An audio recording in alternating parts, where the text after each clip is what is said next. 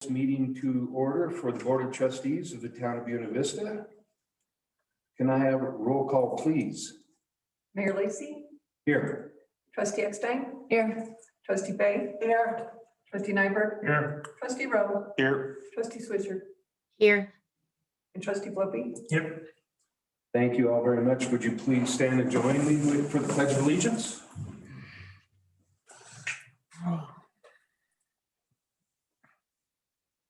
I pledge allegiance to the flag of the United States of America and to the republic for which it stands, one nation, under God, indivisible, with liberty and justice for all.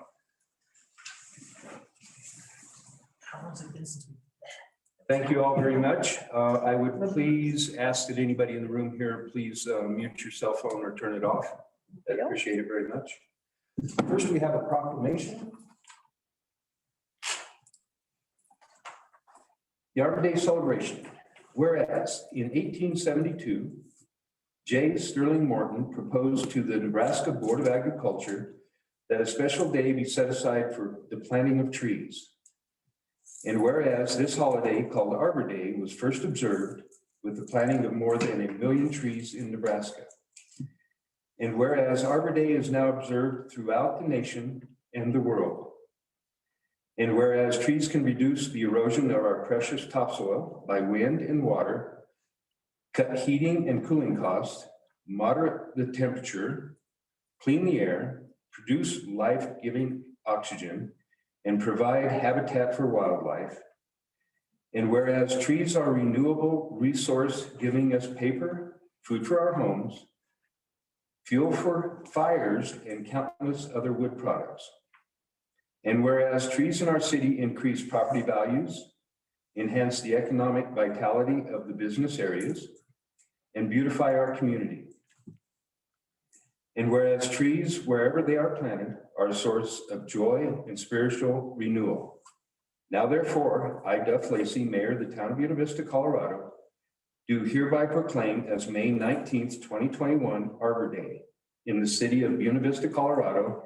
And I urge all citizens to celebrate Arbor Day and to support efforts to protect our trees and woodlands. And I urge all citizens to plant trees to gladden the heart and promote the well-being of this and future generations. Thank you all very much. Lovely.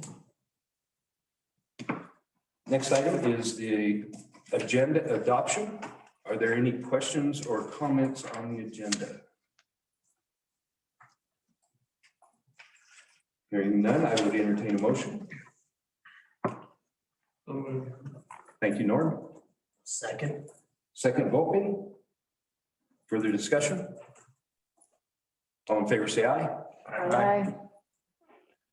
Thank you. Opposed?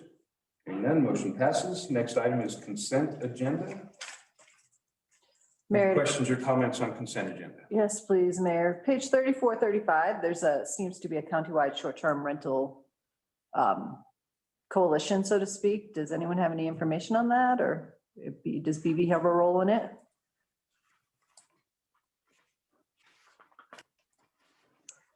Okay. One thing I know about was that was a discussion, if I'm correct, that that's what The Housing Authority. they were implying, yes, at the Housing Authority. Okay.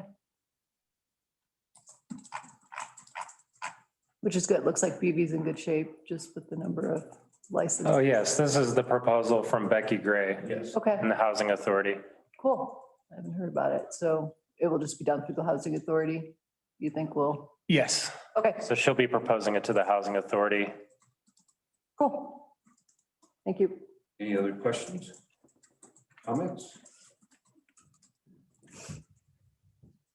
I would entertain a motion. I'll make a motion to approve the consent agenda. Thank you, Devin. I'll second that. Second, Fay. Further discussion? All in favor, say aye. Aye. Opposed? Hearing none, motion passes. Next item is public comment. Again, we will have public comment as we have, gosh, I guess for almost the past year. Kind of crazy. If you wish to make a comment in the Zoom, please click chat. *9 if you're on your telephone. You can raise your hand. My host will promptly unmute you. Email information. That should really, I suppose, be done, Paula, ahead of time, but.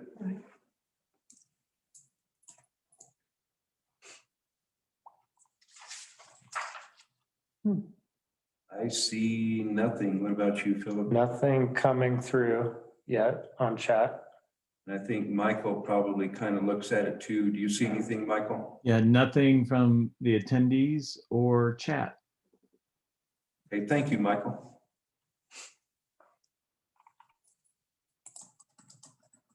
Okay, I will close public comment.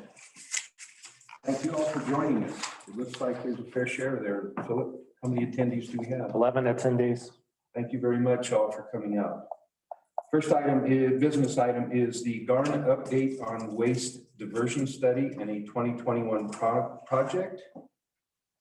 Dominic Necarato will provide an update on the 2020 waste diversion study study and thoughts about the plan in 2021. Let's see here. I think we've got Dominic. Dominic, can you hear us? She's not mute, looks like. Yeah, I can hear you. It looks like I just got into the presentation with my computer, so I should be able to share my screen here shortly. I'm afraid my computer is being a little bit glitchy, so I hope that Okay. Let I don't me freeze up on you. And Dominic, I can stop sharing if you wanted to share something on your screen. Yeah, sorry, I do have a presentation. Okay, perfect.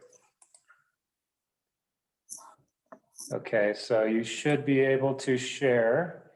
And was Erica able to join as well? I didn't see her in the attendee list yet. Yeah, I believe Erica Gift should be on as well. I found her. All Great. right, she'll be coming in as a panelist as well. There she is. Thank you. And Yeah, I still have my maiden name here, so. Okay. So I'm sorry, I'm actually on my phone and my computer. And so you might need to give the other Dominique permission to share screen. I don't see the. It looks like I computer. can also. Dominique, would that be helpful? Yeah, if you want to go ahead Yeah, and share I'll your do that screen. now. Yep. Here we go. Can everyone see that? There we go. Great. Ready, picture? Let me get rid of this. Yeah. There we go. Great.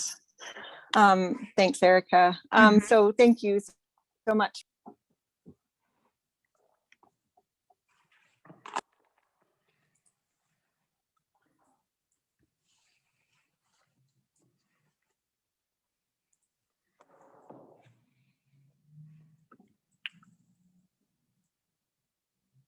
Uh-oh, Did we lose Dominique? maybe. Let's see.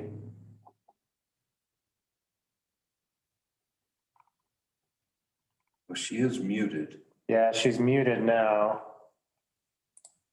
Let me.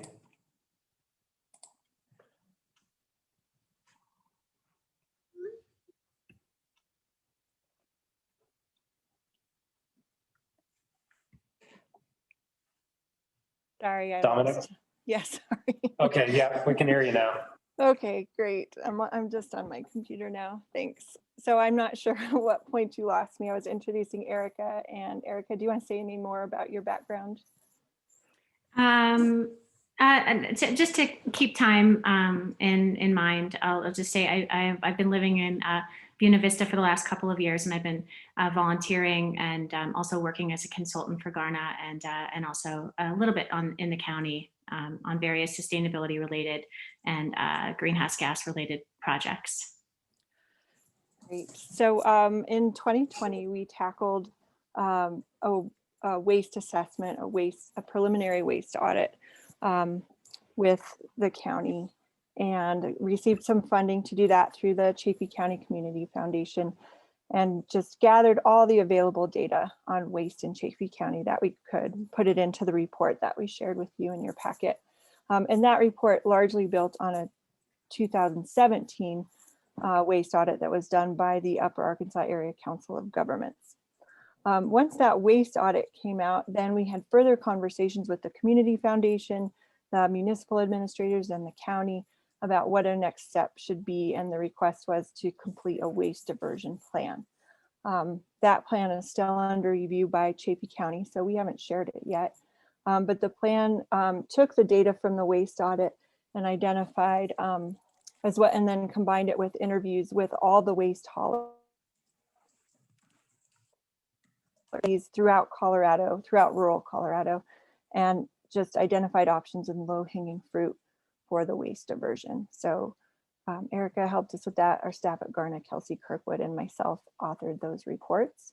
Again, that plan was made possible with Angela Chavino Recycling, Chaffee County Waste, Shamrock Disposal Services, Waste Management, and Elements Mountain Compost. So I'll pass it over to Erica to talk about the findings.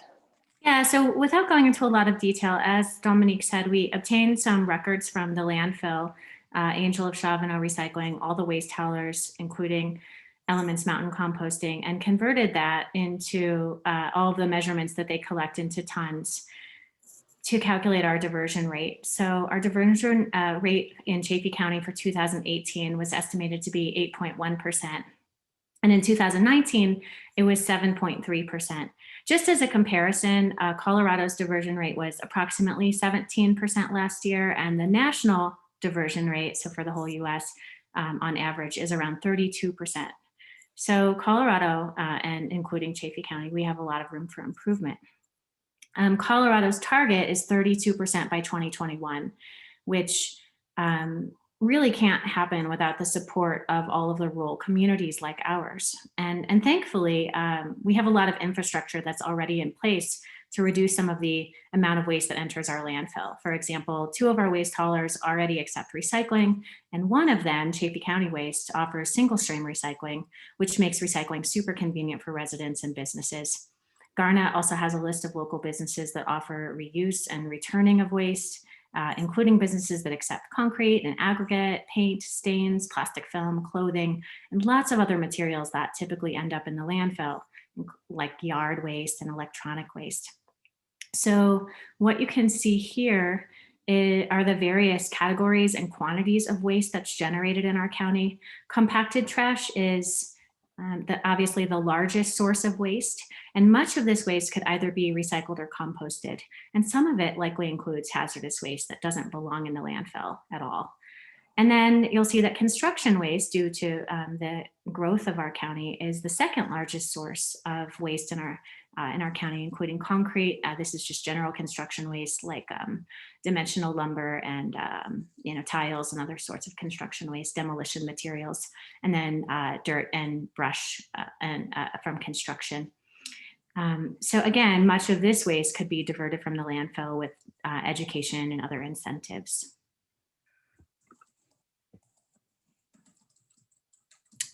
Dominique, do you want to take this one? Yeah. So from those findings, we identified some goals for consideration, but first wanted to make sure we talk about why waste diversion is important.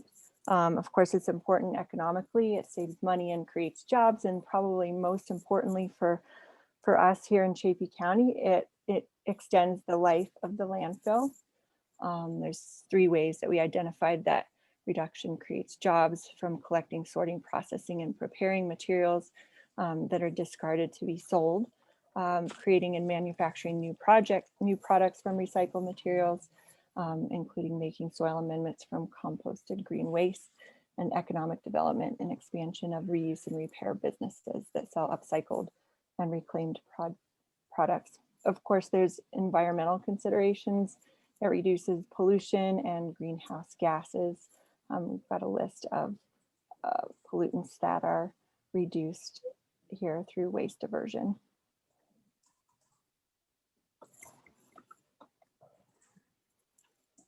So we looked at all forms of waste in our waste diversion plan that are generated in the county, including these categories of waste. And we created specific goals that could be considered to reduce the amount of waste that we send to the landfill by 15% by 2023 and by 20% by 2025.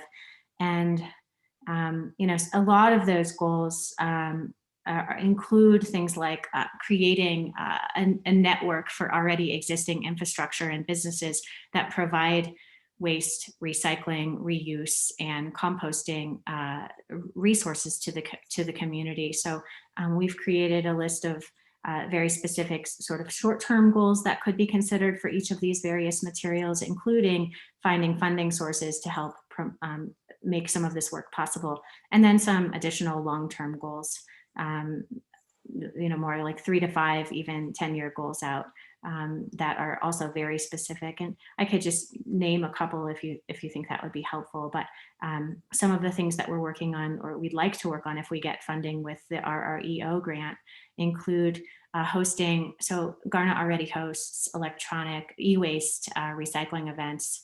And so some of the things we'd like to do are increase the number of hazardous and special waste collection event opportunities.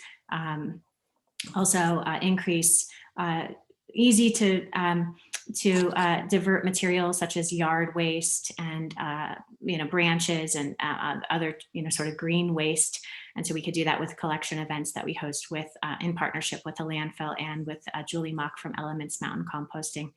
And then provide, obviously, Garnet is really good at providing education and outreach. So that would be another opportunity for us if we get funding from the RREO grant that we had just applied for.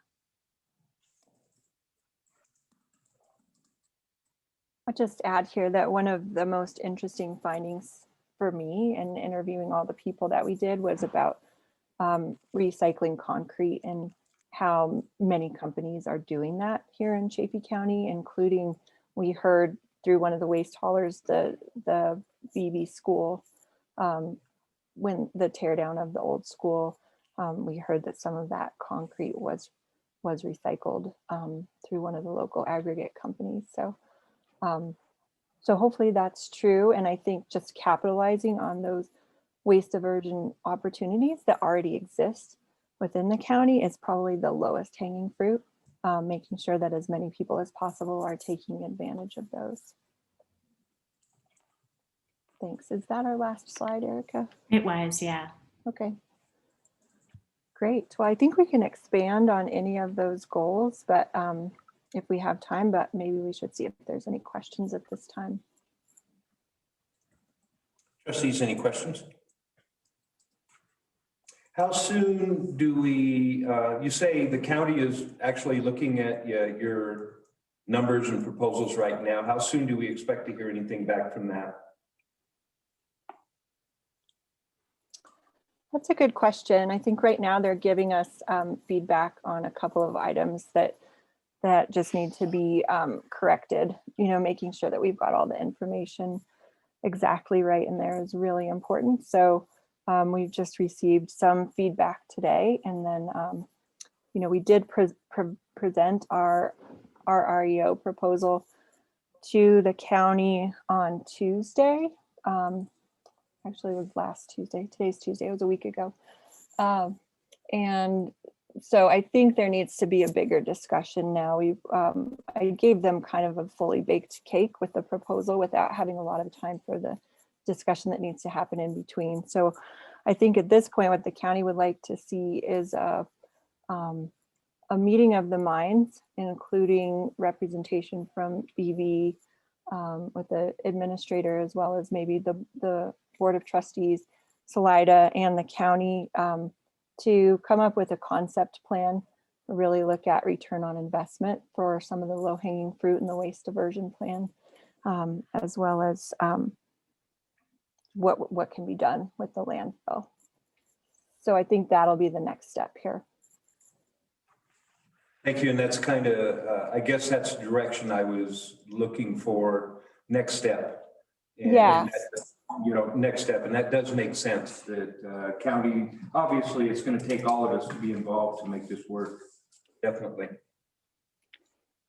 Any other Exactly. questions? Yeah, I have some, Go ahead, Devin. yeah, I have a question about the two parts. One part is about how a couple years ago, Angel of Chavano stopped recycling plastics other than 1 and 2. I assume that had to do something with the China recycling thing. And if there was any way to bring that back in the near future.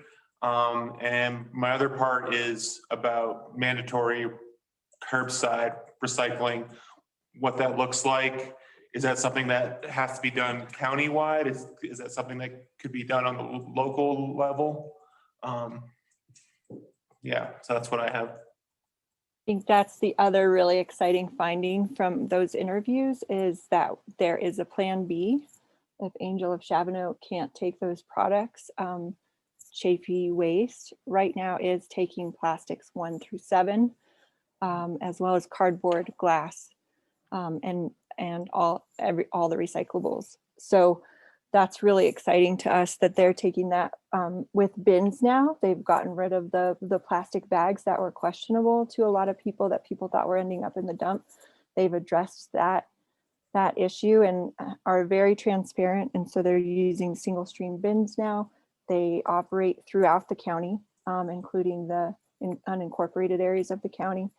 And yeah, it's kind of a, we're all excited about using Chafee Waste services. They're connected to a company called Green for Life. Best Way sold to Green for Life. So at the MRF in Teller County, where they take the recyclables, those get transferred at that point to a company called Green for Life that's operating throughout the United States and Canada. And then Erica, can you answer that second question about the mandatory curbside? I can. So various counties throughout Colorado and throughout the West, that's the region that I know the best, who have adopted what we refer to in the plan as a pay-as-you-throw model, which includes free curbside recycling, free because it's built into the price structure of trash. So it sort of it looks like mandatory recycling. So what that looks like is everyone gets a bin, and you can either pay for a small bin or a large bin. A lot of counties in Colorado and other places have adopted this model, and the EPA says that this is the US EPA says this is the best way to reduce waste in any county, is to adopt a pay-as-you-throw approach. And so you don't have to use your recycling bin just because you get one. You can continue to put all of your waste into the large bin that you get. But if you exceed the size of your bin, then you pay a fee. So people who pay less for their smaller bins are encouraged to pay. The benefit for them would be that their trash is treated like any other utility. You pay for what you use. And so it encourages them to go ahead and use that free recycling bin. I think a municipality could certainly adopt a different approach than another. So if Salida, for example, decided they wanted to take on this model, that doesn't mean that Buena Vista has to by any means. If the county adopted it and required it, there would be a potential benefit of getting reduced rates for all customers, right? So if you put a bid out to a waste hauler, then if they know that their entire customer base is the county rather than just one municipality, they're going to be able to offer better deals. So the residents in the entire county will pay less than if just one municipality adopted it. That would be the negotiating strategy, I think. Awesome. Yeah, I think that'd be great for our municipality. But let's see what happens. Yeah. Go ahead, Lee. Chaffey County Waste just started charging for recycling. And I'm wondering if there's been any feedback about that. I don't have any objection to it. I think it's a worthwhile project to go ahead and use their recycling bins. But I'm wondering if if there's any data on whether people have stopped recycling. Yeah, we don't have that information from Chaffey County, but when we met with them, they did say that, you know, people are always going to grumble at first when you used to pay nothing for a service and now you have to pay something for a service. Actually, it was I think $5 and it went up to $15. But they provide a really good service, and they said their customer service is outstanding, and people are generally pleased. They may have lost a few customers, but they actually expect to gain many more. For example, Dominique and I both, when we talked after we spoke with them about their services, decided to sign up for Chaffey County Waste. I'm currently separating all my trash and taking it over to Angel of Chavano because my waste hauler didn't take glass, they didn't take cardboard, and they didn't take the plastics that I wanted. So I was already having to do all the sorting anyway. And now it's so much more convenient. I can put it all in one bin and I don't have to do it. So I know they're probably getting additional customers, even if they are losing some. And then the other thing I'll mention about them is they are the only service provider who offers hauling and recycling in the county. So waste management, for example, only works within the municipality boundaries. Chaffey County Waste goes out into the county and actually, in those sort of outlying areas and provide services to customers. So I think they're a real benefit and asset to our community. They actually have expanded what they will pick up, because they'll pick up cardboard now. Anything you can fit in that container, they'll take. Exactly. So it's so convenient. Yeah. Things that they didn't take before. Yeah, and exactly. I think it would be a great thing if we could all get that, because I rent and I don't get the bin for recycling. So I bring it all to Angel of Chavano. So I have stacks of cardboard and cans and everything. And then I make a huge trip, and hopefully Angels of Chavano isn't full when I go there. So, maybe that's definitely a discussion for another time, but I think it would be a great program if everyone had the option. And I think it would definitely cut down on our waste substantially. So I think that'd be great in the countywide conversation. Like you say, there's security in numbers. Right. If everybody got involved, county and all the municipalities, I think it would force the hand of anybody saying, here's what we want. What can you bring us? And they're already doing it. So I think it'd make, obviously the next step is getting the talks with the county. It sounds promising right now. Sounds good. One of the policy level discussions that came up with the administrators was that you do have a private provider that seems to have the capacity and the ability to serve the whole county, which is very attractive. Do you essentially create a monopoly by going to one provider? Do you put it out to bid, those kind of things, and let Waste Management and Shamrock, which are the other two in the county, have a shot at it, right? So I think those are some of the discussions countywide that we're going to be delving into, because that can be a touchy topic. Agreed. And I'll just throw out that Waste Management is willing to consider offering service throughout the entire county, and they're willing to take single stream recycling. They would have to take it out of our county, which actually makes things pretty convenient if we're not having to deal with it. But so those two companies at the very least would be willing to provide service and would be willing to put a bid out. So I don't think we would have to create a monopoly. That being said, in other places where I've lived in Colorado and in other places I've lived in other states, including huge cities, there is one service provider. For example, in Los Angeles with more than 10 million people, there's one service provider. So there are a lot of places that have a monopoly. But we obviously that would be a larger discussion whether or not we wanted to do that. But we wouldn't have to. We do have at least two service providers who would offer the opportunity to our residents.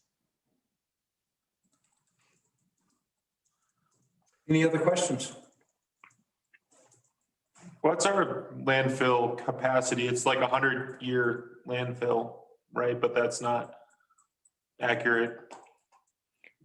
Right. It's really hard to say, given the predicted growth in our county. Just in the last 20 years, we've grown more than 20%. So, and now with the pandemic, we're becoming kind of a Zoom town where a lot of people are moving here. And so it's really hard to say, I think, with growth.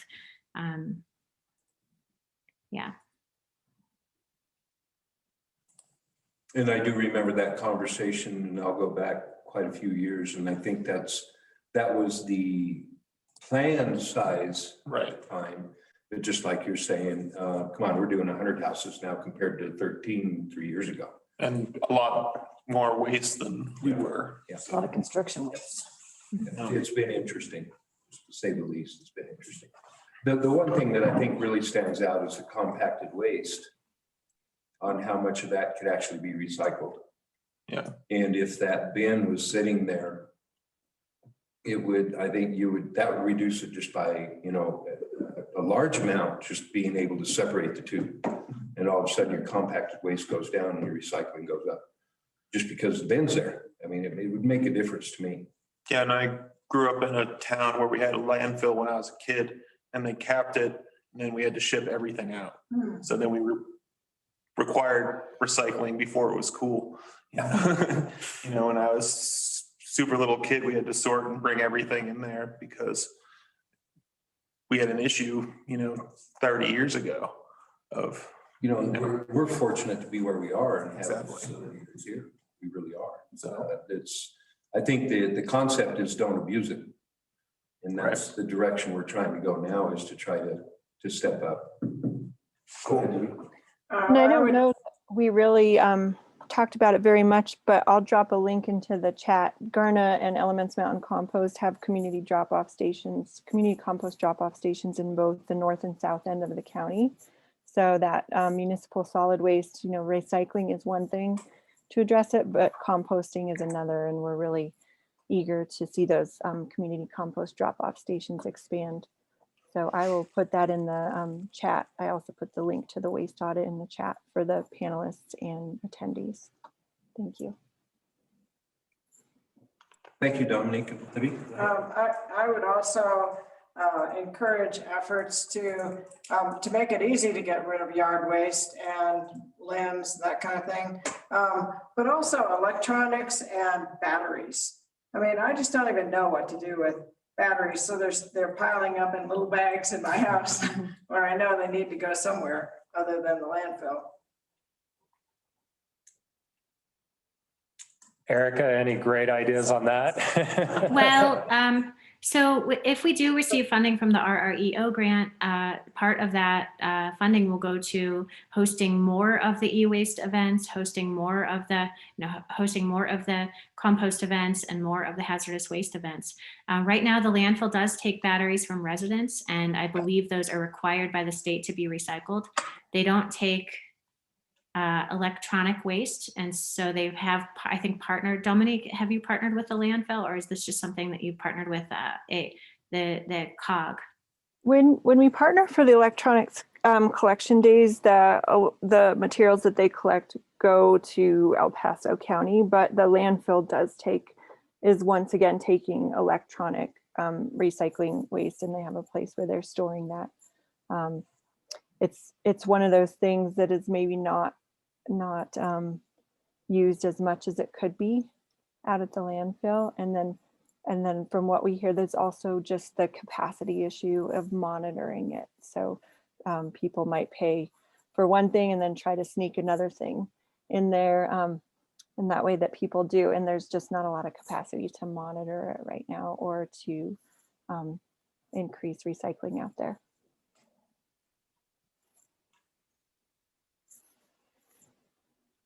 Yeah. Anything else, trustees?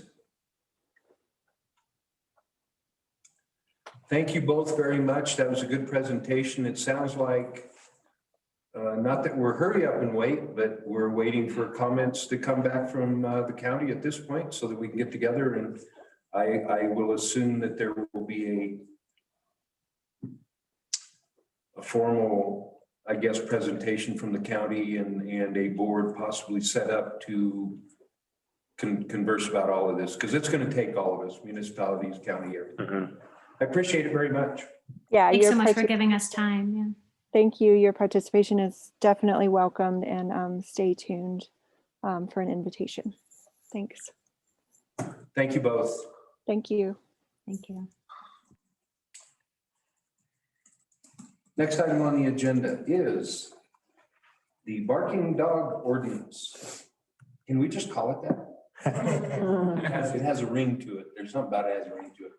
It's an adoption of an ordinance number 04, Series 2021, entitled An Ordinance of the Board of Trustees for the Town of Buena Vista, Colorado, amending Section 7-132 of the Buena Vista Municipal Code concerning noisy dogs. Grant looks like he's ready to bark at us. So before we turn this over to Grant, I just want to point out that this, well, one of the things that the board and staff have agreed to do is to evaluate our code from time to time. And if there's a section of our code that is causing either our community a problem or our staff a problem, that the board wants to hear about it, talk about it, see proposed changes. So this is precisely that. It's a section of the code that has caused some trouble from our police department and code enforcement. And it also causes quite a bit of confusion with the community. So that is what we're bringing forward tonight. And I'm going to let Grant Bryans, our code enforcement officer, introduce it. And Chief Dean Morgan is on as well to discuss it with you if you have any further questions. So Grant, I will turn it over to you. Thank you, Philip, and thank you, Mayor, and thank you, trustees, for having me here tonight. What we're asking tonight is a relook at our current noise dog ordinance. What we currently have is proven to be a burden to enforce. And after working with legal, what we bring before you, we feel that is something that we can better serve our community with. The main part that we found was subsection C, chapter 7, 132, where we had to give a warning a warning issued, and then after 6 days, if we found it again, then the ticket could be issued. Tracking that, especially between code enforcement and PV and night shift, day shift, between trying to get all that information out, it's really just a burden to prove. And the main spirit of this is asking for that to be removed. In doing so, cleaning up the language and making the ordinance a little more clear for enforcement and giving officers more discretion. Even though we are asking to remove the warning, it's not as if we are saying we're just going to move straight to ticket or summons to court. What we're asking is to not have a codified section of a warning. That way we can use our discretion in the field. If a ticket is the best way to get enforcement, then we still have that option. And if a warning is the best way to get compliance, and then we also have that option as well. Pretty simple code change, but really makes a big difference in how we do our job. And with that, I'll open up for questions.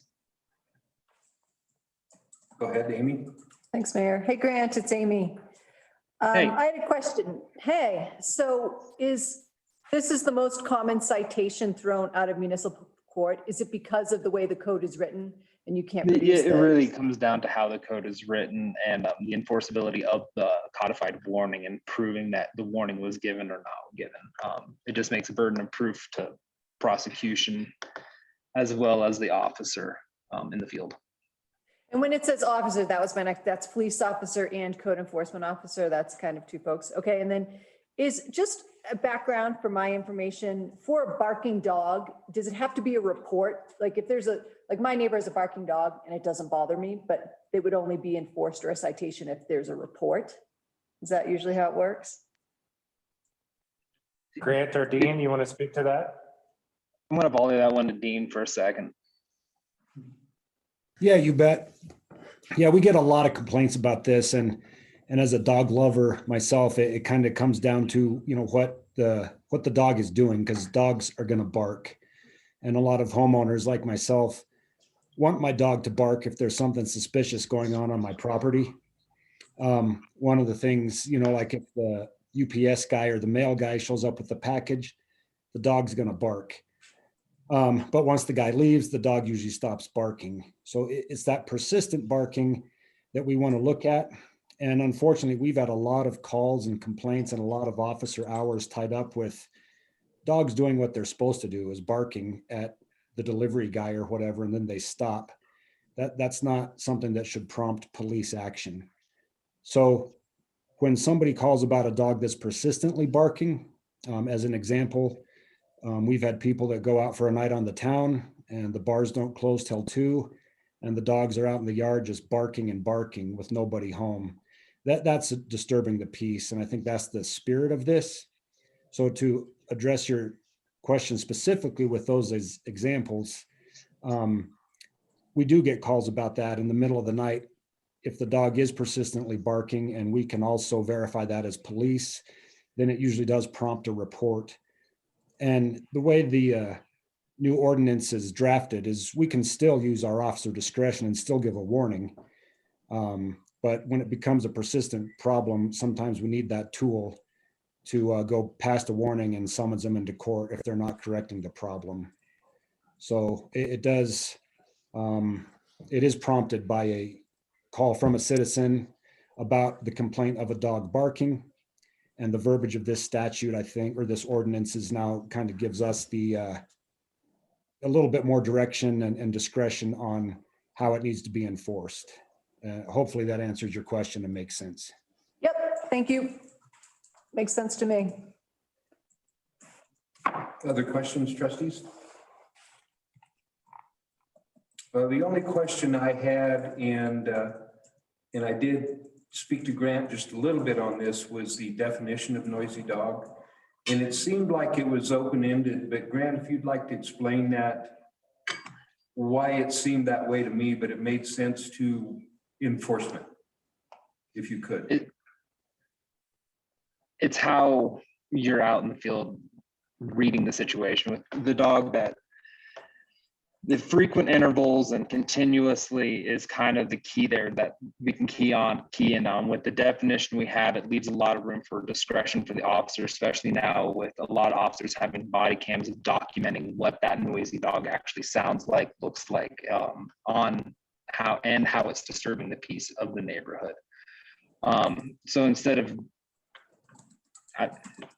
is that really what you were searching for on that one?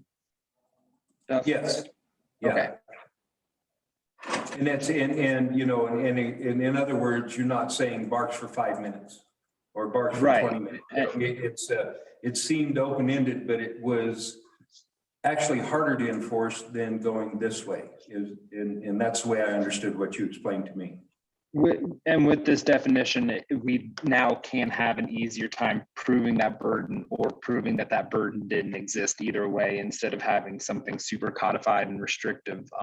It leaves that open for the officer to prove it either way. Okay.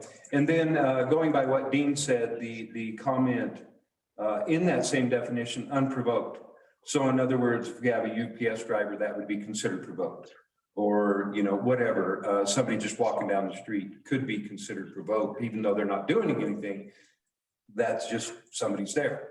So the dog's just warning you that somebody's there. So it kind of helps you with your enforcement aspect. And like you say, you've talked to legal. I see Jeff smiling. I don't know what he's smiling about, but some about dogs, I don't know.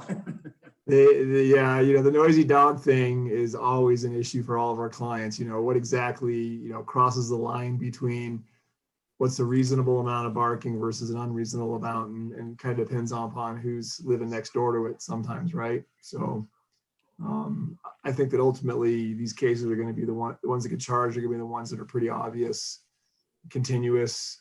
You could basically make a pretty easy case for.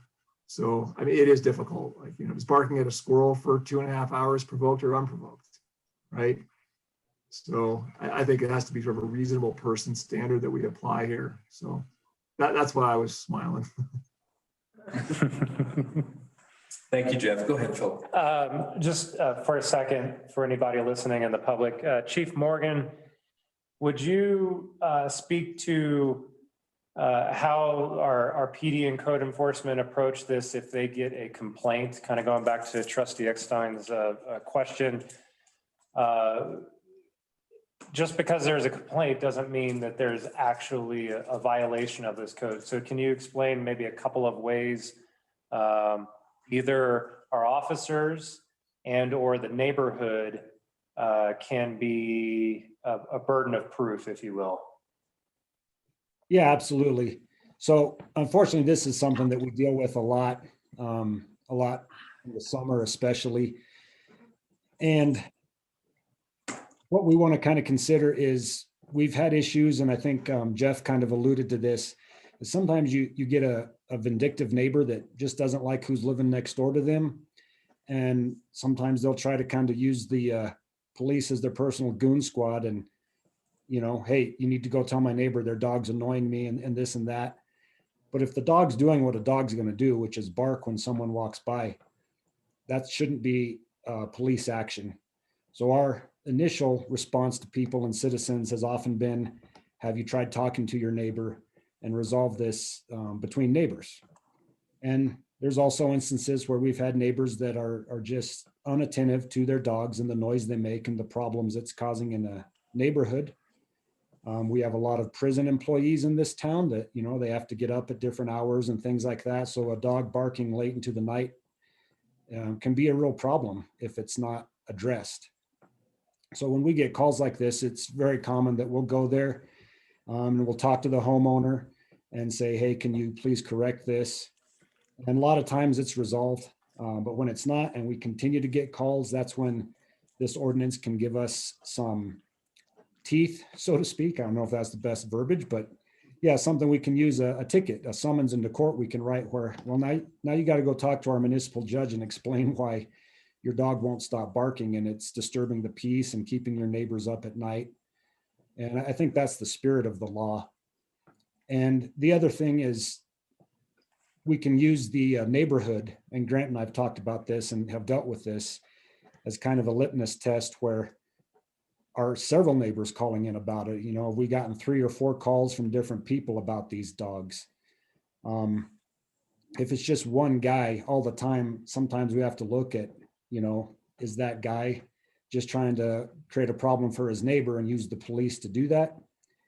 When we show up, if we hear the dog barking, if our body cameras are on and we're also recording the dog barking and it doesn't stop, then yeah, clearly there's a problem and we have that physical evidence that we observed, and we can also show with our body camera that it's creating a problem.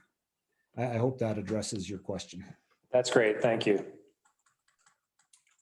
Thank you, Philip. Thank you, Dean. Any other questions on this at this point? I would entertain a motion. I move to approve ordinance number 4, 2021. I'll second that. Second row, further discussion? I will do a roll call on this, please. Trustee Eckstein? Yes. Trustee Fay? Yes. Trustee Nyberg? Yes. Trustee Rowe? Yes. Trustee Swisher? Yes. Trustee Wilkie? Yes. Thank you all very much. And thank you, Grant and Dean. Thank you for all your help. And Jeff, by the way. Thank you. You're welcome. Next item is Dryfield Ditch.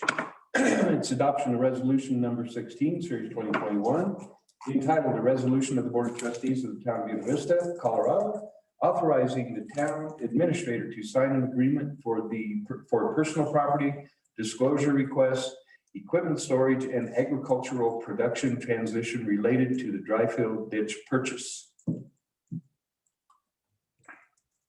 Are you going to lead that, Philip? Sure. I'm going to run it. Well, we are getting down to it. This is the week of, we plan to close this Friday morning at 8 a.m.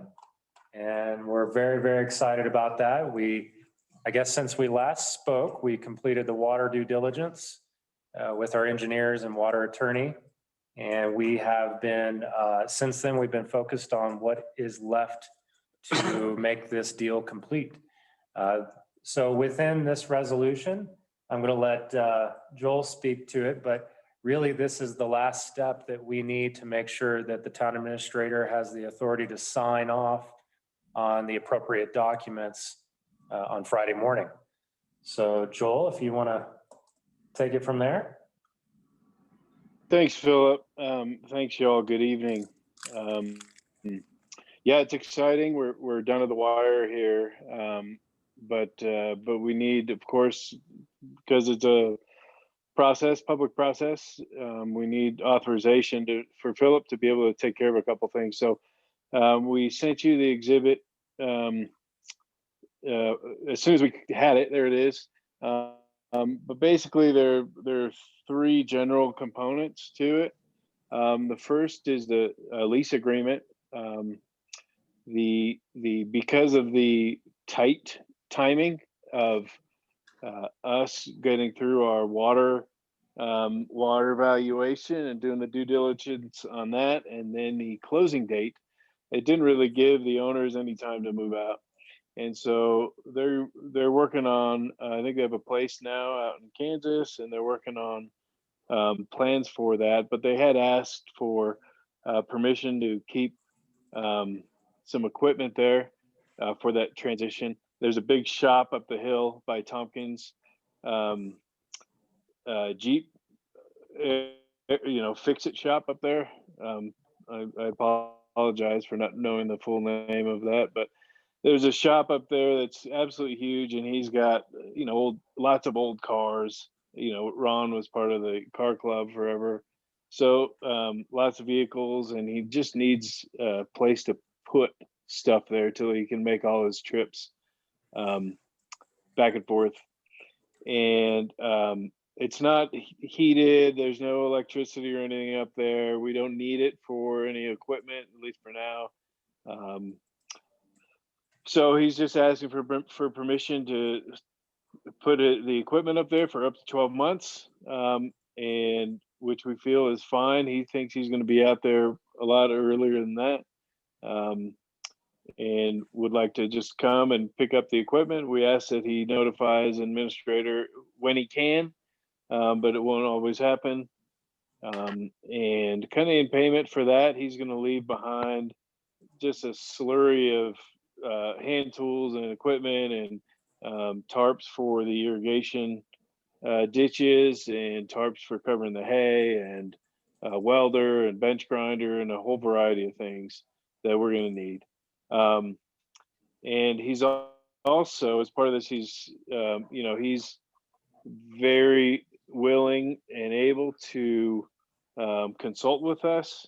He's going to come out and help us turn the ditch on and make sure we're getting all the fertilizers and the equipment hooked up and everything. So that's one part. We're still finalizing the actual lease agreement, and so we need permissions for Philip to execute that. The second, we would like just really the acceptance of 2 water disclosures. These are mostly setting us up for any kind of a issue that we might have in water court in the future. And these are statements, that kind of affidavits that Ron attests to, that this is how I've used the water on these fields, and this is what I understand kind of the commingling or lack of commingling to be for the dry field ditch, and then the spring ditch that's actually owned by a neighbor.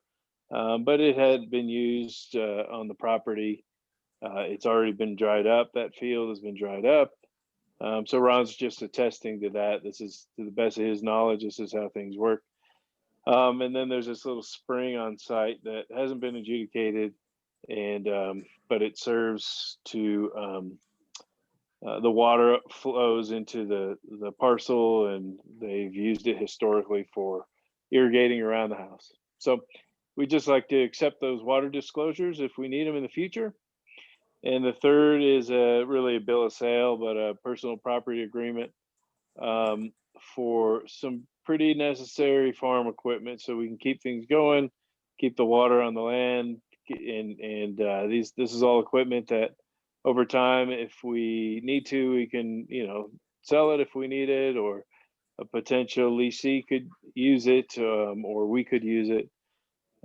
We had Jay head out and take a look at it with Sean and Joe, the water technician, and it's all stellar equipment. And we verified the fair market values, and it's very good stuff. So we're asking to be okay signing that bill of sale. For that, this will all happen on Friday when we close. And that, any questions, happy to answer. Trustees? Comments, questions? Go ahead, Libby. I have a comment. In the first part of the agreement in Exhibit A, the person we're dealing with is sometimes called renter and sometimes called seller. And I was wondering if there would be if it would be appropriate to have a statement in there that says that in this agreement, he may be referred to as one or the other or both. Oh, up in the resolution itself, Libby, or in the just in It's the in exhibit, it's in Exhibit Okay. A. I think we'll make sure that that is all tied together with the appropriate language. I think it's lessee or something in the actual lease agreement. And so we've actually put together a lease based on these terms. So this actually isn't the agreement. The agreement is actually a separate lease, and we've used the appropriate nomenclature in the actual agreement. Okay. Libby. Dave, did you have something? Yeah, not that I object to it, but is that 151,000 for the equipment? Is that part of the original calculation, the offer, or is that in addition to? In addition to, and it would come out of the water fund, out of the water rights account, essentially. So yes, it would be in addition to the purchase of the water and property. Amy? And will Public Works be utilizing the equipment predominantly, or is that to be decided? As a backup, yes. So that's why the Public Works Department was up there on Monday going through all the equipment, and we're meeting with Ron directly on specific aspects to the irrigation. That is not our intent, though. Our Public Works Department's plenty busy with in-town things. So it's good that they know as a backup. But our intent is to look at 2021 as a transition year where we find a local partner or partners to work with us through the season. But we have an eye on a long-term agreement with an entity that would be able to manage the property and perhaps achieve a few other community goals that we might be interested in. Great, thank you. And I know this is kind of ahead of that game. Would that person also be intending to use this equipment? Yes. Yes. Okay. That's the intent. Yes. That would be my question, is if we could lease the whole property and everything, why spend $100,000? They bring their own materials. But if they're going to use this, then that kind of works together. Mm-hmm. Yeah. Well, I was trying to think, Norm, maybe you recall where we used to get money for hay. Who grew grass hay, and we used to get so much a bale or something. Do you remember? You might remember that too. I don't even remember where it was. Was it in over on our gallery, right? Near the. Yeah, wasn't it at the gallery or something like that? And then I remember there were obviously comments that we didn't get enough and this, but we got, and somebody else is doing it. We're not. And I think that's the whole concept, is just what I think Amy alluded to. We're not planning on Joey going up and doing, hey, I'm sorry, he's busy here. Well, I would just wanted to volunteer. Yeah, there you go. So, I want the gator. I'll race you on the gator. So that was just where my comment was coming from. Gator races. Yeah, absolutely. Any other questions, Trustee? I would move to approve resolution 16, 2021. We have a motion. I'll second it. Second, Faye. Further discussion? I had a question for Philip when he said that it would be used for community goals. What kind of community goals? Well, those discussions are pretty early on, but the property does present some opportunities beyond just the crop that's on it now. There are spaces for perhaps some farming aspects. There's obviously there's a house and other living quarters on the property. So Joel and I are starting to collect some thoughts that we're going to bring back to you all to kind of present those and then gather more. But you think about the local, and I say local, probably countywide farming and ranching community. I think there's some opportunity to have some good long-term partnership there and take care of our needs with the crop and demonstrating consumptive use, but using other aspects of the property as well. So I know that was a super vague answer, but I don't want to necessarily jump the gun, if that's okay. Okay, thank you. Mm-hmm. Any other comments? I know I've heard from people that are neighbors that are very nervous about this. And,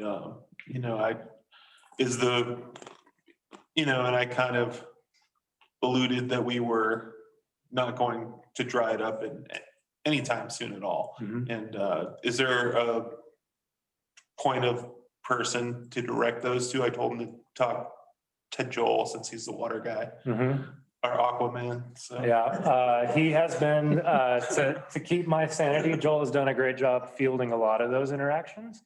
But we're going to be meeting now, once we close, we're able to actually meet with people directly as the owners essentially and be able to speak and make, more commitments towards those things. So yeah, I think Joel would be a great resource to direct people to. Cool. For that. And second, Joel has a list of people who's going down like Dave, Norm. So any really tough question come up, Joel's gonna see Dave. See Dave. Perhaps. No, it has been, and it, just to say the least, we could not do certain things until it's finalized. And so once this is all finalized, then we can start really reaching out and talking to people. One thing, the unknown is always fear, is the way I put it. People just don't know, and change is always hard to accept too. And this is something, believe me, Front Range, this is everyday stuff down there. Just the way stuff goes. And this is a first up here. Let's say out in the open. This happened before. It's just haven't been out in the open. And this is very in your face. It really is. We will, staff will be drafting a press release related to this. We'll also be talking a little bit about the discussion around the water dedication fee that the board will be talking about at the next meeting. Those two really tie together if you think about it. So I think it's important for the public to start understanding that. And I think it's great news, but yeah, it's a education part as well. Yeah, very good. Any other further discussion? We have a motion and a second. Roll call vote, please. Trustee Eckstein. Yes. Trustee Fay. Yes. Trustee Nyberg. Yes. Trustee Rowe. Yes. Trustee Swisher. Yes. Trustee Wilkie. Yes. Very good. Thank you all very much. Thank you, Joel. Jeff, I know there's been everybody's Thanks, you guys. Yes, for sure. So thank you, Philip. Yeah. Trustees, thank you. The town thanks you. Exciting. Next item, town administrator, staff reports. Great. Well, thank you all. My report is on page 63. I'll try to speak to the room and not focus on the TV too much here, but it's exciting to meet in person for the first time in a long time. I think this is a great step forward and looking forward to doing this more often. I think it's working out pretty well. So looking at my report, there's another flurry of activity happening that will probably drive some additional work sessions this spring.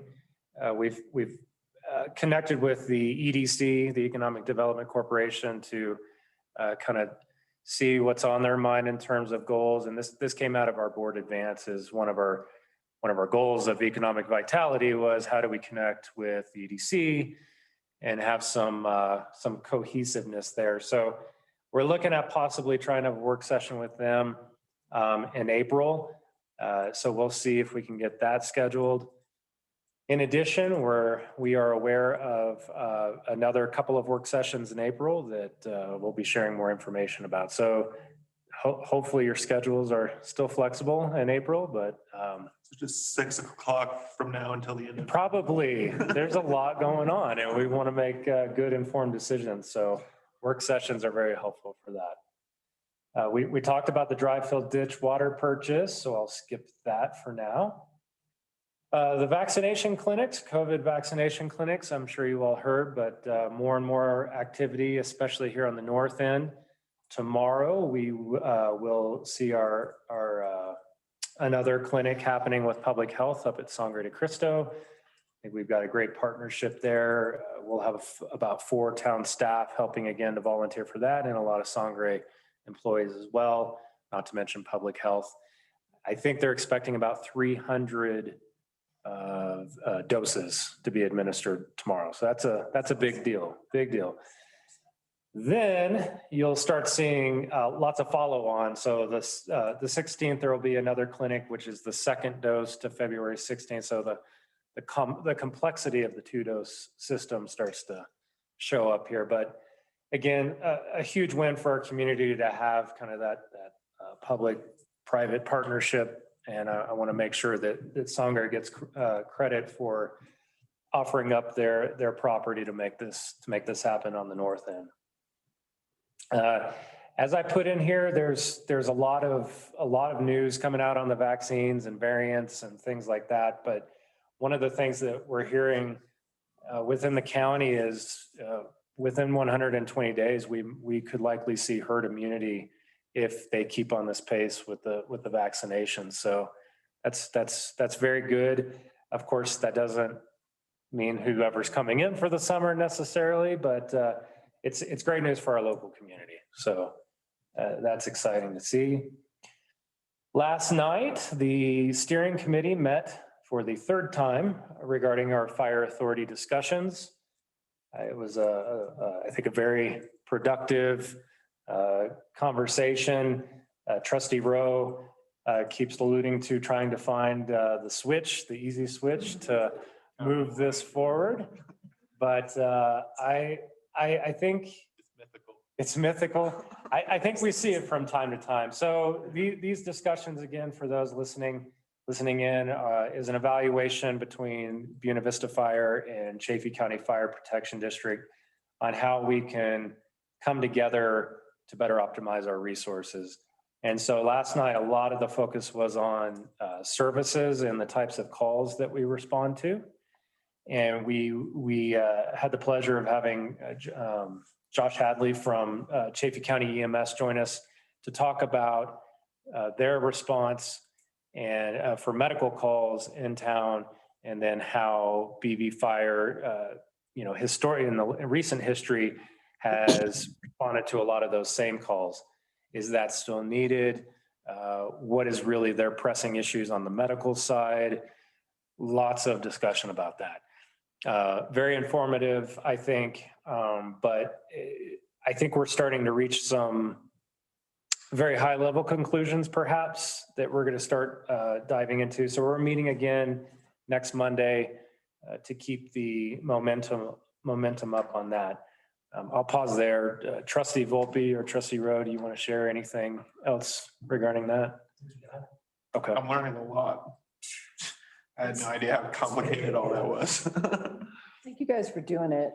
It's so important, and I know it might have been easier not to do it, but I'm just so thankful you guys are looking into it. It's going to be great for the community. Maybe we'll be volunteers by the end of this.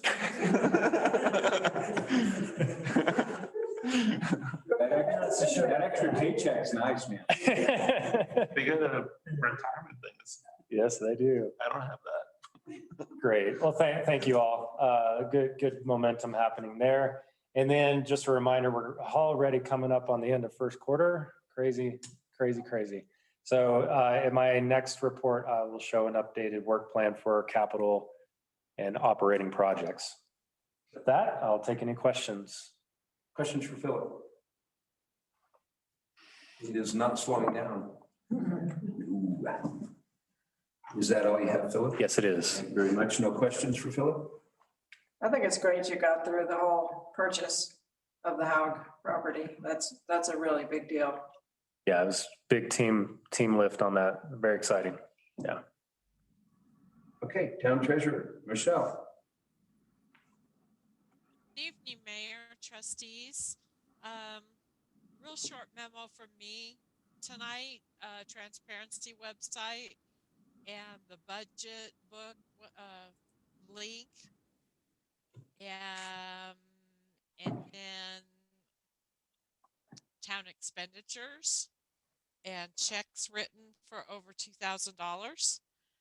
And that pretty much wraps it up for me. I would be happy to take questions. Question for Michelle. Sure, Michelle, what's the 2 gateway signs? Where are those gonna go?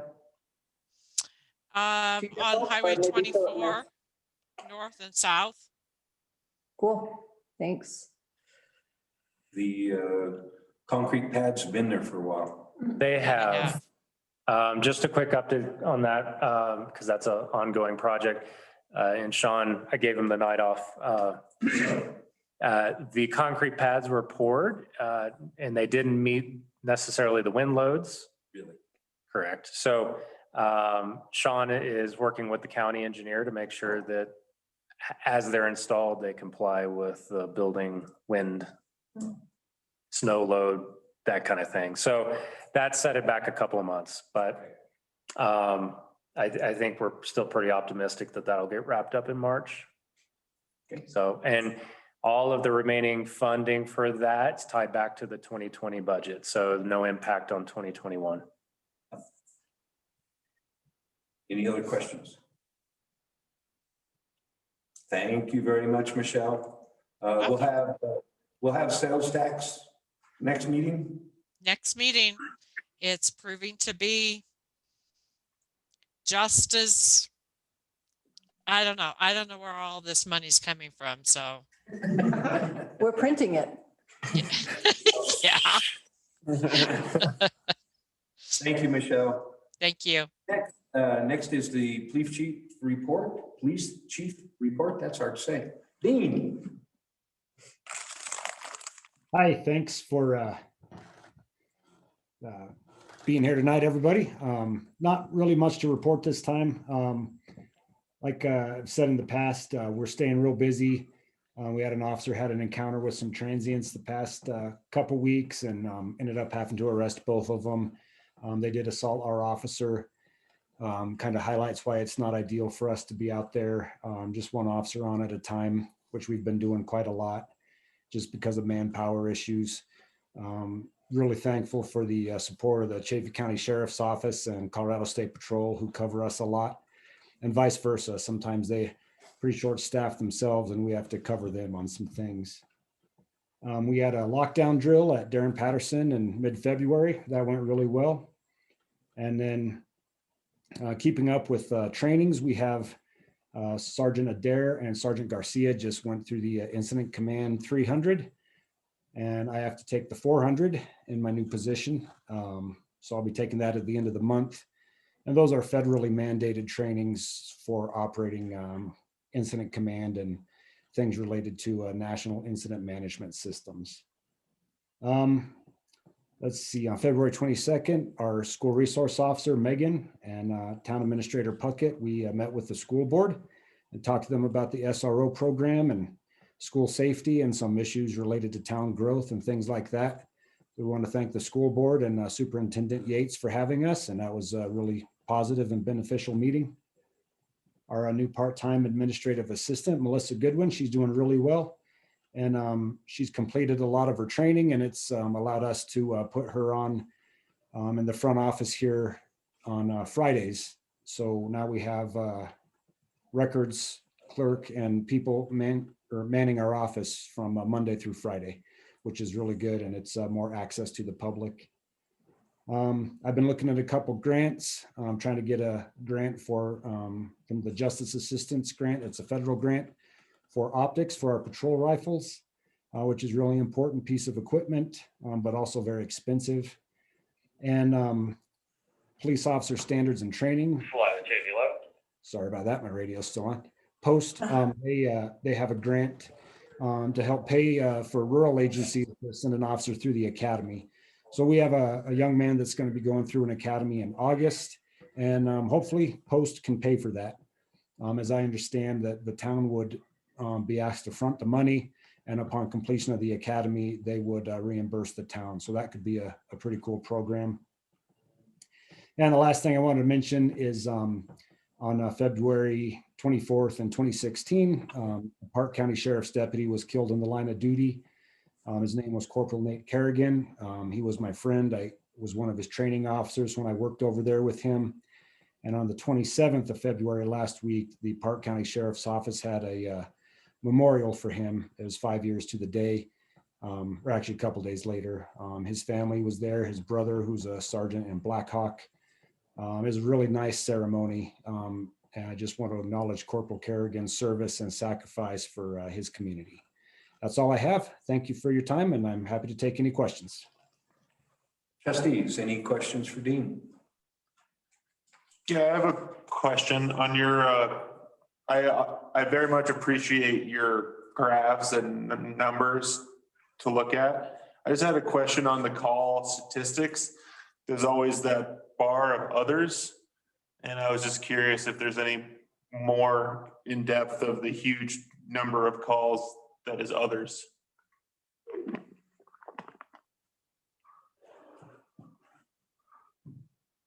Yeah, sorry, I was pulling it up there on my computer here from the chief's report. So let's see here. 68. Yeah, I think I've got it here. So let's see here, call type and call summaries. A lot of these are related to radio logs versus actual reports taken. So usually other in relation to radio logs is when an officer calls out at that's something that's not related to a call for service. So they could say, I'm out at the police department on reports.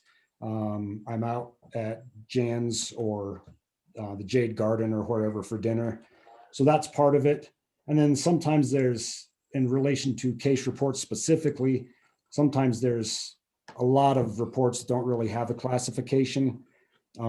As an example, lately, let's see here, I'm seeing if it lists some of the call types. But lately we've been getting a lot of fraud type calls related to the stimulus checks, also related to like unemployment claims where people are receiving word that they're receiving unemployment checks or their name's been used in unemployment fraud. So we take reports on that, but usually those are forwarded to, or we refer those people to the Federal Trade Commission and things like that because it's going to be outside of our jurisdiction. So those are some examples. Okay, thank you. That was very helpful. Makes sense. Yeah, you bet. And I can look into it more and give you some better examples, but off the top of my head, that's what I can think of. And again, the offer's always open. If anyone wants to swing by for coffee and kind of look at some of our report systems or anything, our door's open to you. Absolutely. Any other questions for Dean? That is interesting that you would get calls on fraud like that. I would have never expected that, and not at all. That's interesting. Thank you, Dean. Next is, and we can call him interim fire chief, but I'll say just fire chief, just whatever, however you want to do it. He's the guy in charge of the fire department. Hey, good evening, trustees and everybody else at home listening. Don't have a tremendous amount going on. Just continuing to work on updating our SOGs and SOPs for what our daily stuff, standard operating guides and procedures. They were pretty dated when I went back and, when I took over the position, I came back and looked at them. A lot of them hadn't been touched in a while. So I'm working with Shauna and a number of our other firefighters that all coming together and getting ideas from other departments that they've worked at and updating them so they're more functional. Our reserve contract is finalized. Thank you guys so much for working so hard. Paula and Michelle and everybody else who had a hand in that. It's been a great time getting those reserves to come in and help out. A lot of really sharp guys are coming out of this reserve program. Some really smart people that I'm so glad and to have the opportunity to work with. And a lot of these guys are coming from Denver and the Front Range. So, they're making the 2-hour drive to come down here just for a 24-hour period. So it shows their level of commitment to this program. And they wouldn't if it weren't a solid town to live in, great place to hang out and a place to work. So thank you for that. We've submitted a number of grants, haven't heard anything back on anything yet. It's fairly early in the game, but we're continuing to put in more grants. I think we've got probably 3 more that we're going to be applying for. So more to come on that. Minor repairs around the station, trying to get some more electrical stuff done, getting a couple of people to look at our different options as far as, the kitchen and things like that, how that's all going to work out. It's going to tie into that exhaust system grant that is above what I was just talking about. It's going to be a great system if we can get it in. It's just a matter of making sure we get the best bang for our buck. We're on limited budgets. We want to make sure we're doing the right thing. Continuing to do training. We do training every day. We had a wildland refresher this last Saturday. It went really well. Our wildland program is getting big. I think we're up to 28 or 29 people in our wildland program, which is fantastic. We've got actually 2 people that are in the wildland program are actually deployed to New York doing COVID, giving COVID shots. So it's not just fighting fires. So they're out making money for the town right now, doing COVID stuff. So hopefully we can get some more people out, and one of them's out for a month, another one's out for 2 weeks. So we'll see what happens at the end of that 2 weeks. Sol Vista will be here tomorrow. Sorry, I didn't include this in my briefing. Sol Vista will be here tomorrow doing some mental health training for first responders. So we're really excited about that. I've heard really good things about this type of training for mental health and first responders. We're excited about that. Dean, if you guys want to pop in anytime tomorrow, you're more than welcome to. It's going to be cut up in a couple different areas, so I can get you that agenda if you guys want to pop in. It's at the community center, so you guys are more than welcome. And I feel your pain with the ICS 400. I got to take that course. We'll probably be in the same course, so maybe we can get on the same team and knock that out of the park.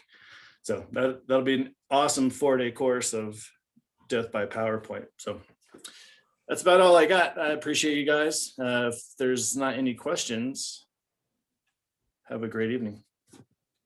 Thank you, Chris. Any questions for Chris? I was kind of wanting to do the first responder mental thing, just saying. It's been a rough year. It's been a rough year. We're all really excited about it, so it'll be interesting. That's great. That's great. It sounds like, and I'm not going to say we have missed opportunities, but it sounds like you're taking advantage of opportunities, and that's a good thing.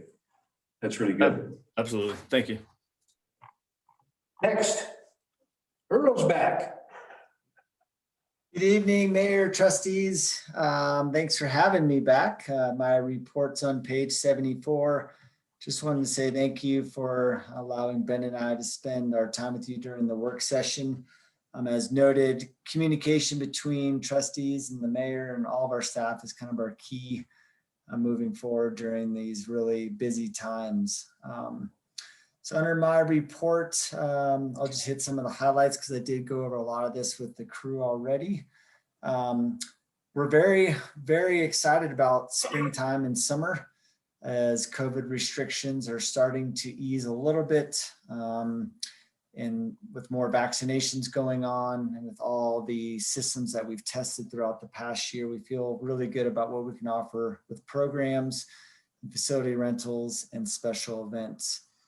One of the disadvantages of getting the reports in a little bit early is things change. So We did move from yellow on the COVID dial to blue on the COVID dial today, and Phil sent us out a press release, which was great to read. We'd heard about this potentially happening for a week, so we weren't fully surprised. We're not going to take action today and change all of our offerings, but we will use our new guidance as we plan into late spring and summer. As I mentioned, Tucker Wilderson is with us full time, or excuse me, 25 hours a week now, which is really exciting. Shane is busier than ever, just managing the ever-changing regulations and guidelines that shape our programming. And as Ben alluded to earlier, lots of phone calls coming in about facility rentals and special event applications. We are still waiting to hear from GoCo about our RFP and our big grant that we turned in a couple months ago. I went over the 2021 capital improvement projects that we're working on this year. One I'd like to bring you up to date on is, it's actually a 2020 project. It's the Mcfellamy Park shade structure. We've moved that into 2021. We're actually redesigning it and re-engineering it to meet some updated needs. So that's exciting. We should get that constructed and ready for summer season, which starts in June. Other projects we're working on in collaboration with the town and Philip and Joel is the East Main Street and Community Center Block Master Plan with the CU Denver team. They're extremely smart and talented students. They're going to help us take our dreams that we presented to them on the block that we're sitting on now and see what it could look like into the future. We continue to work with the UAS group. They have big plans out at the rodeo grounds. Bike library shaping up for some great new opportunities for the spring and summer for kiddos to check out bikes. And as Phil mentioned, vaccine clinics are happening all over the place. So our team is trying to do everything we can to help assist with those as volunteers. Under programming, again, our motto right now is to do as much as possible, as safely as possible.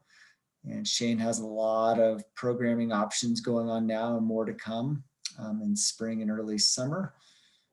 Soccer's coming up for parents, just be aware. Youth soccer registration's open now and kicks off the 31st of March. So that's really exciting. And as Ben reported earlier, spring and summer is going to be busy. Lots of people planning events here in Buena Vista and lots of people wanting to rent facilities. So we're excited to work with them and just trying to keep them in the guardrails of the guidance from public health to make sure that things are being done safely and in a smart manner. Sponsorships, we talked about that earlier as well. There's a great opportunity for folks on this call in the community to sponsor our rec program, which in turn assists with our scholarship programs. If you have anyone that's interested, just send them my way or Ben's way, and we'll get them the information that they need. And Ben and I are both sitting on the advisory board for the countywide approach on how we're going to work with event organizers this summer. We talked about that earlier in the evening. It's really exciting to be in alignment with the city of Salida and Poncha Springs as we're working with event organizers, especially starting to shape the big non-ticketed events. So for us, like the 4th of July parade, had a really solid follow-up meeting today with Melissa from the BD Chamber.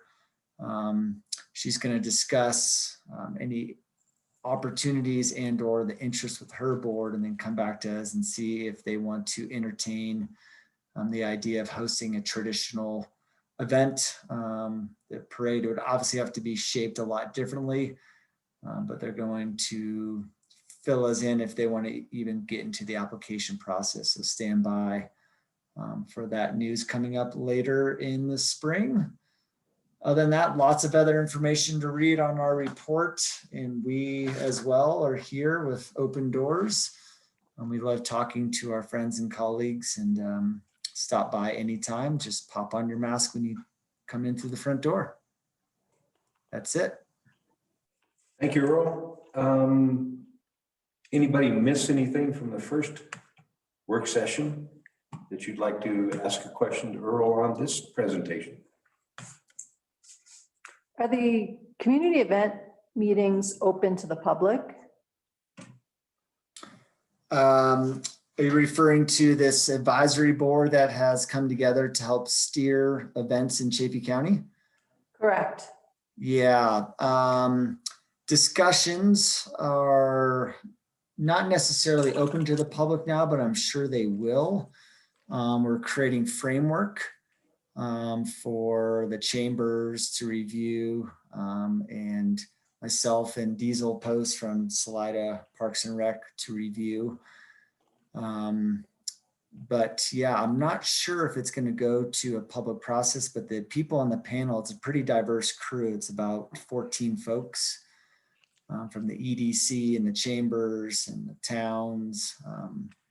But if anyone wants to join in, please let me know. I'll get them added to the invite list. Anybody else? Question for Earl? Thank you very much, Earl. Thank you all. Next item, trustee staff interaction. I do see Mark Dorling. Mark, you haven't spoke tonight. Nothing for me. Oh, that's all you got? Okay, nothing from you. Amy. Sure, thanks. There's a special districting meeting this Thursday. I'm not sure if it's open to everyone, but reach out to me if you're interested.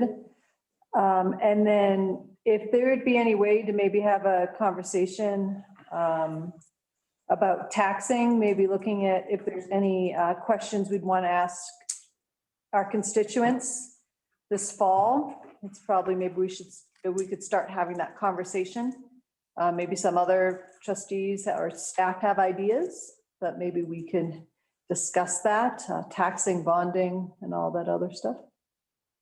Could just use maybe a basic information to, I'd like to hear from other board members and staff how that all works in that process. And then on a personal note, we are going to be doing some construction at our business, and it's been, the town's been really great to deal with, which I really appreciate. It's been a long process, and I just want to say thanks to Paula for helping me with all these crazy COVID regulations. It's great to have a resource to call and be like, what can I do and what's the process? Because it's not straightforward. So thanks. What is the special districting? What are you talking about there? I think it's to the EDC. I can maybe send some information to you. I think it's just about just what special districting means, a special district. So for instance, like Chaffey County Fire is a special district. So I think that the presentation kind of covers a broad spectrum of how that can get involved with development and infrastructure and things like that. And the housing authority, I think it was brought out because the housing authority is a special district and the school board is, school district is a special district. Okay, and when you're talking about the taxing, what are you implying there? What about a question this fall, revisiting the lodging tax that came up a few years back? And I'm wondering if, as a way to fund, not to get too into it, but affordable housing initiatives, is there any way that maybe perhaps a lodging or short-term rental tax could help build some funding for that? What do we have, Philip, on the, we still have that on our plate? The tax that we were talking about. Obviously, we were going to talk about it in 2020, and everything got pushed back for because we were going to, I can't even think of what it was now. Was it for facilities? Man. Yeah, and tied to facility, addressing facility needs. Yes. Yeah. Yes. That's still on the table, am I correct? It is. What we want to bring to you is some options on how to fund what the board has stated as their top priority, which is the police station, as early as 2022. So Michelle and I will be partnering on that as well as Dean. But we got to get through audit. There's a few things coming up that I can't pull resources to do that any sooner. So we're looking at August, which obviously is too late for a fall question. I think I've stated this before. We're pretty hopeful that we wouldn't necessarily need to go for a specific tax question tied to the police station. Right. But, you know, if it's something that after the board hears more about funding potential for the police station and the board feels that we do need to pursue another revenue source, then we can talk about, is that a 2022 question? Because we'll have an April town election and then elections after that. So from a staff perspective, I don't have anything specific to bring forward to say, here's what you could consider for the fall. I know Paula did receive a timeline from the county for the fall ballot, which is typically school board. Sorry, what was the other? School board, city of Salida, and only if the county should have a question, there would Right. be county questions. Those are the typical ones in that odd year fall timeframe. Not to say that we couldn't participate in a question, but we would have to get, let's say we'd have to get on it if we're going to try to. Have to let her know by July if we're going to coordinate with her and if we're gonna do things. something there. And then we'd have to have that question to her by the end of August. that So would be- that's obviously, that would include plenty of staff time when it comes to getting Jeff involved for wording, that kind of thing. Obviously, if it was a tax question, and also a whole bunch, and I hate to say it, because we dropped the ball on lodging tax the last time, a whole bunch of public input before I would say we decide we're going to do something like that. Because we would need, like I say, we just totally dropped it last time. Right. And I don't want to see happen again. If we're going to do it, we want to do it right. And if I may, I think there was a lot of great things that came out of that, Mayor. I don't think it was I think it's so hard. You can try and get support, but until there's an actual question, it seems it's hard to really figure out who's where. So I just want to commend all the work that was done on that. And I think the takeaway from that may set us up for this fall. And so I don't know, I think that's my theory. I think there was a lot of information last time. Okay, I'm gonna, I will leave that up to the board at this point to give thought to, but we have to move on it if we're going to. Just so put some thought into here, and we can maybe next trustee staff or something like that, say, okay, do we want to do something? Obviously, it is going to take staff time if we are going to make some kind of move like that, and we are strapped. Just keep that in the back of your mind. Okay. Okay, sound good? Did you have something? No, I think it'd be hard to move without having the Chafee Housing Authority's support or direction, or it would seem putting one piece ahead of another. But Especially with the short-term rental conversation coming up, we wouldn't want to do something that was just in BV and not the county. But if the board was comfortable with it, would it be okay for me to talk to the housing authority just to see where they're at? Would anyone think that's a bad idea? I guess I would let them run. They're still just getting their feet on the ground at this point. That's where I'm at in that respect. I'd like to see the housing authority kind of get a grip, because they got a lot of stuff on their plate right now. And You're I'd like on to that, see- right? I am on that, Yeah. yep. So you could question when you're there. Can I ask Philip? Philip, what do you think? Do you have any thoughts on it? About a November ballot question? Yeah, I think we learned a ton from 2018, but one of those things was the folks in this room shall not be the ones leading that effort, if you know what I mean, because once the question is approved to go on the ballot, we all have to sit back and not be engaged. And so it really has to be a community group that champions. And so the topic and the reason has to be pretty well stated and supported locally, I think, before that can be turned into an official question. So you know, if we had a specific need or project that we could point to, then perhaps, but again, we have a lot of things that we perhaps want to do, but I don't think anything fully defined to point to at this point. And there's no doubt, and you know, you say we learned lessons. Yeah, we learned lessons. We definitely learned a lesson. And jumping in and running at something will not work. It's going to take a lot of public input because the public's going to have to support it, and that is not what happened the last time. So that's one that you really got to get a focus on. A lot did support. I mean, it was pretty close, wasn't it? No, we got stomped. I mean, it was in flames, basically. So like I say, a lot of thought process is going to have to go into that one. And you're going to have to have a specific. You're not just going to have lodging tax. Excise tax at 5%. Now you're talking something else. You said lodging tax before. Well, excise tax. You know what, let me try and find some.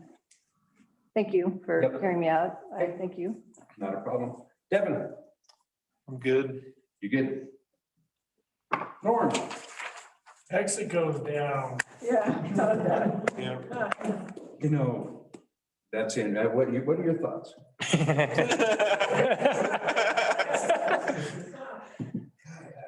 There's been a few out there say, oh, no, Denmark. Facebook kind of exploded. Yeah. Oh, okay. how long has that landmark been a thorn in our side? You know, there was a few comments on that also, and I can remember when we first came here in '96. I remember 2 separate owners. And the last one was Bev Johnson. I can't even remember the guy's name that was in there before her. Maybe you do. I can't remember his name, but you know, they tried. That's all I can say. The doors were open. They did some business, but it's been a long time ago. And I remember when Bev got out, she was happy to get out.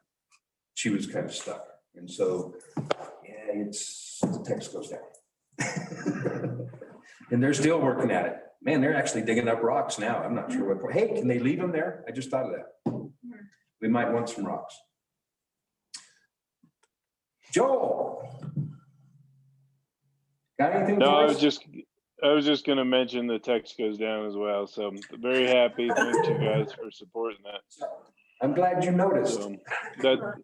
You and Norm were the only 2. Yeah, that's right. Yeah. Okay. Thanks, y'all.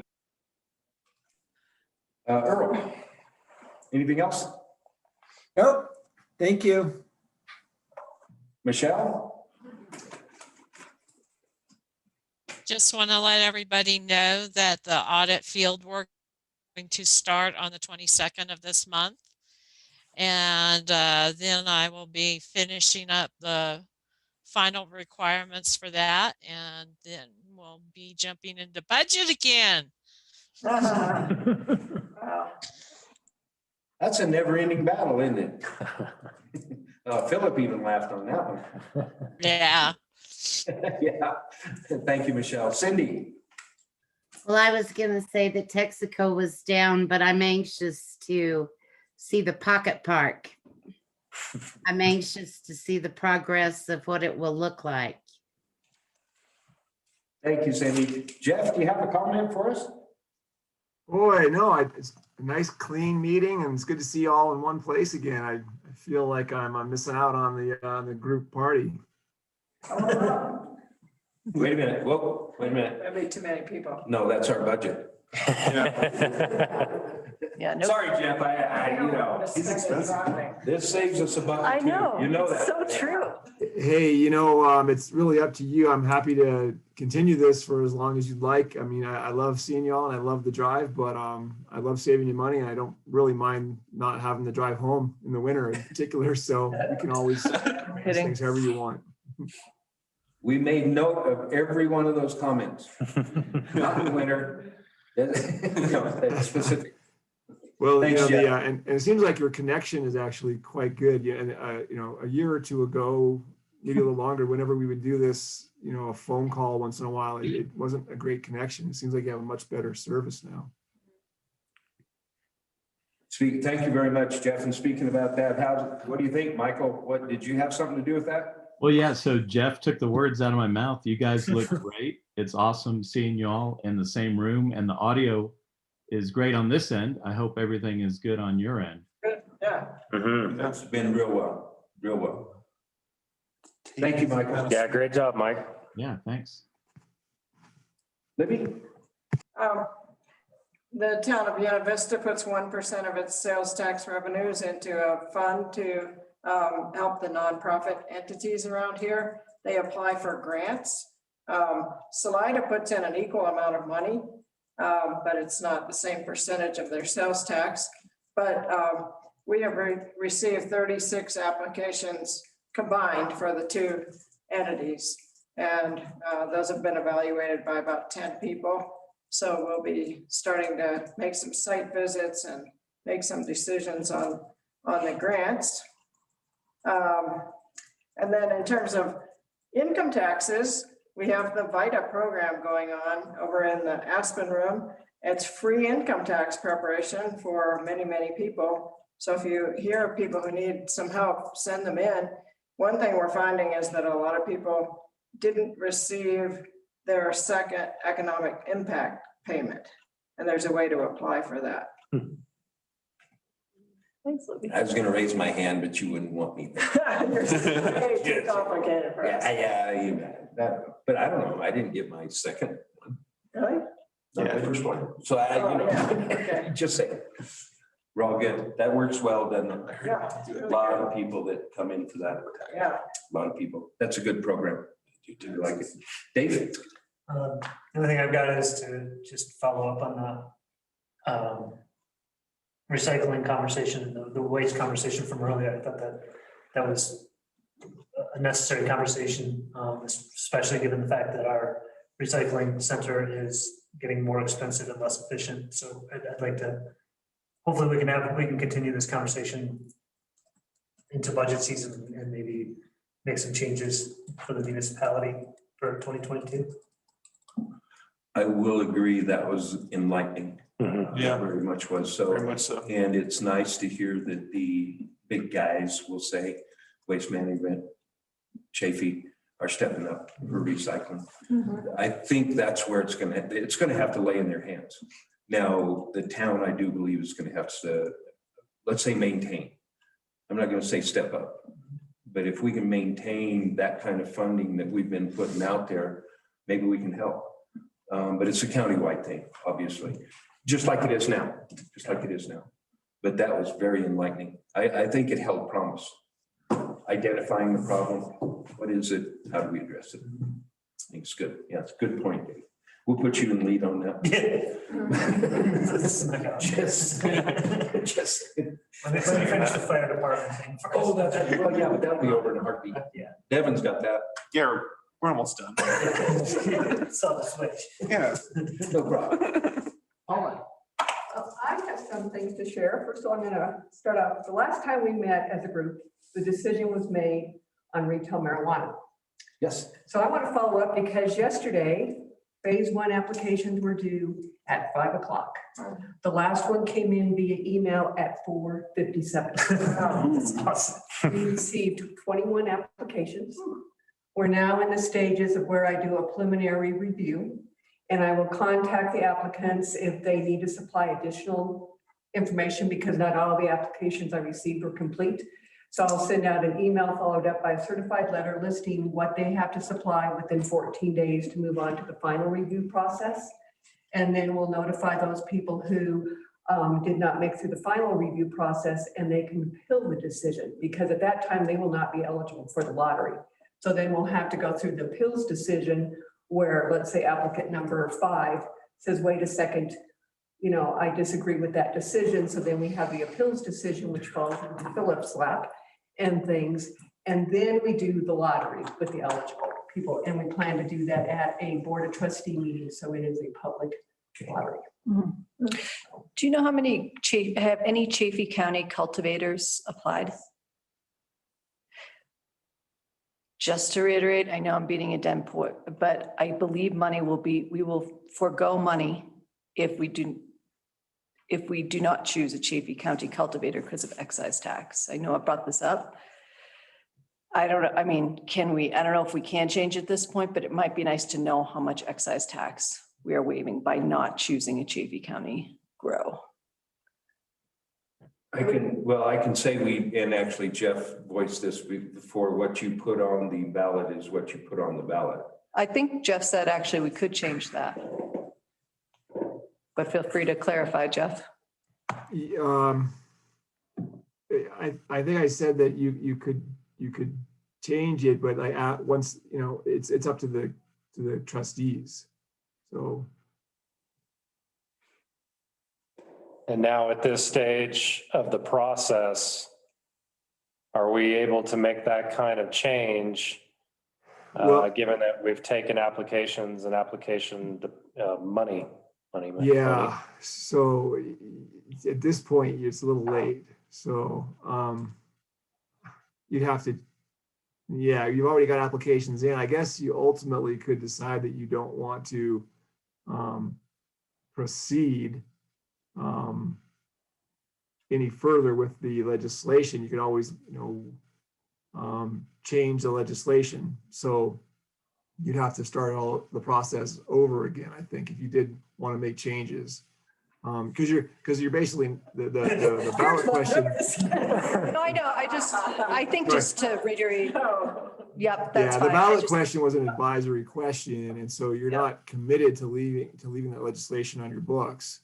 Even after you basically pass an ordinance allowing a business in place, you can always change your marijuana regulations, your legislation. So you could change it, but at this point, you probably need to start the process again. So sorry, I had to think that one through for a minute.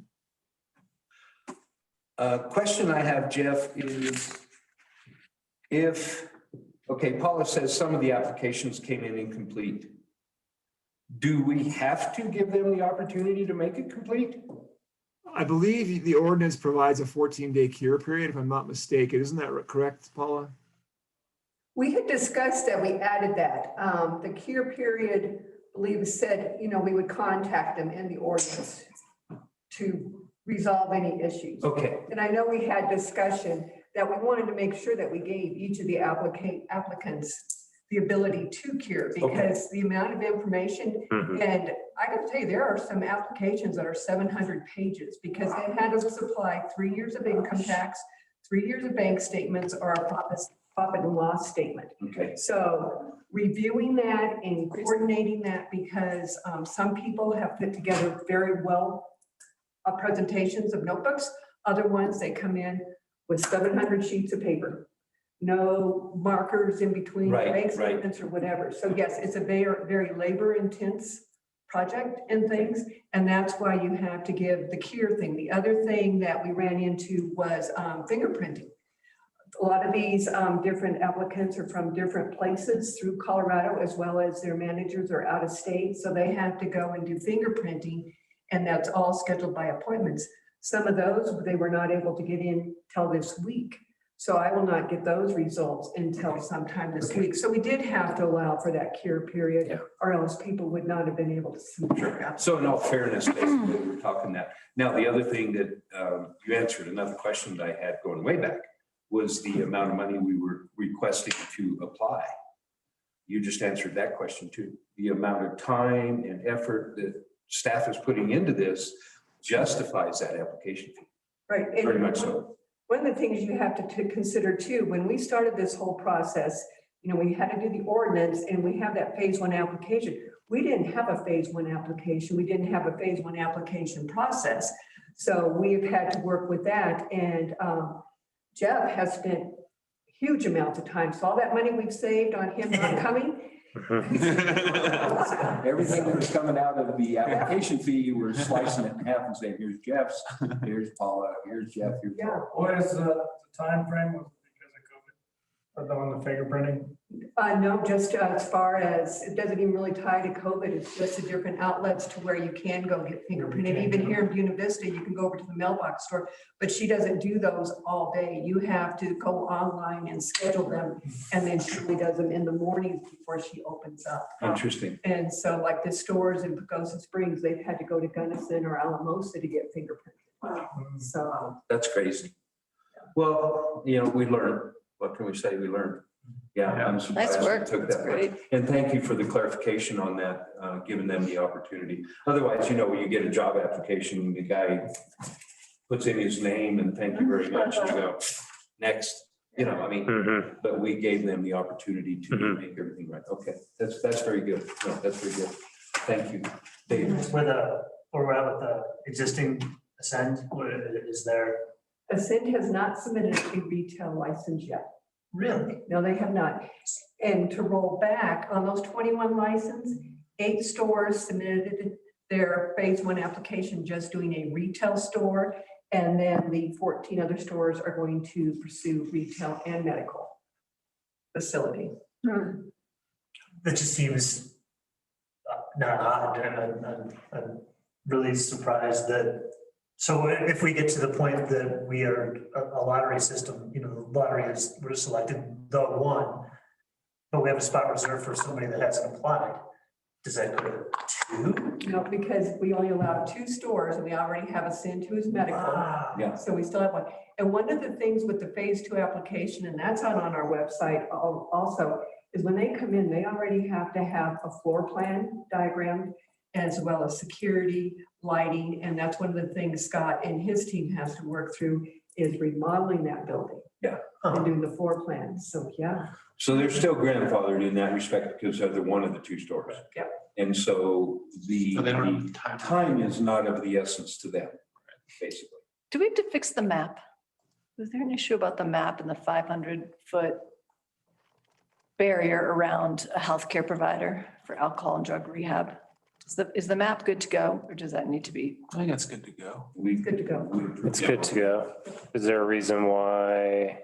Oh, no, I was just thinking I thought there was it's 500 feet around an alcohol drug rehab, but I thought that place ended up not being a drug or alcohol rehab. No, we're still determined that it is. Oh. No, it's not for Ascend, it's Valleywide? Yeah. Right, but okay. But that's not- I just thought didn't know it where you was- were going. I guess I don't. Okay. And we received a letter from Valleywide stating, yes, they do provide Okay, an great. alcohol treatment and things. Thanks, Paula. So staff is moving forward with, based on that, we are counting that as a. Perfect, yep. Yeah. Great. Which we were, I think, totally from the beginning. Yes. More or less. Yeah. Okay. Anything else, Paul? That's all I have. Thank you very much. Text goes down. Dang, you beat me to it. Yeah. So starts the 5-year lease term on that parcel. I've given information to Chaffey County Times and now Ark Valley Voice. We'll see how some of that comes out, but just to reiterate, it's a 5-year initial term that would automatically renew every year after. It can end early if both parties agree. I was going to say either party can request it. Right, but both parties agree. So in essence, the town has stated our desire is to have a building go there. Not just an empty lot with some seating and stuff. We want tax producing something there long-term. We want a building there. So if there's an opportunity for a new building to go there before the 5-year period is up, town could say, okay, cool. And then we could enter into the review phase of that. And the town does have design review and approval of whatever's being proposed there as part of the agreement. So I think it's a win-win for the town, but just to reiterate, we are looking at temporary style improvements. We don't want to overinvest in something that could go away sooner than later. Essentially in a month. Yeah. If somebody Could. I mean, the building's down now. We don't want to. So the demolition costs are gone. So somebody could walk in and say, I want that lot. Correct. So our intent, so the beautification spent one of their meetings talking about it. They've provided a basic concept. Joel is working with that a little bit to take it forward as something that we could start working on. It's basic things like perhaps using some boulders to define the space, using crushed granite as maybe a path through there, through the lot, and then maybe some banner poles so we can use it for banners here's what's going on kind of thing. Did you clear that with Mark Doring? Well, it's not the wavy guy. It's not the wavy guy. Not the wavy guy. Not the wavy guy. So the intent is to start small this year, because this is something added into Public Works work schedule. So we want to be very mindful of that. So What's going to come about of the old Remax building? we've heard lots of speculation about somebody buying that up, demoing it and building on it, but I haven't heard anything. yeah, I think it's probably for sale, even though it may not be listed yet. So we've talked to one person that was interested in it for a new building, but I don't know if they're gonna pursue that or not. Now, see, and that totally joins that property, and with this one being demolished, somebody could go, okay, now if I level the other one, essentially what town talked quite a while back is now look what you can build. Look what you could do there. And it makes a usable piece of property as compared to that Texaco lot is really not usable.